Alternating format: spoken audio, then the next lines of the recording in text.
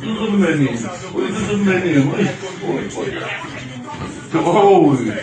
Onu atlamaydı kız. Ne oldu?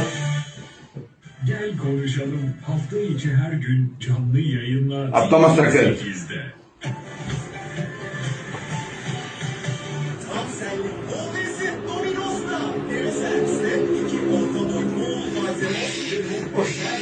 Oy oy oy yuttu elimi.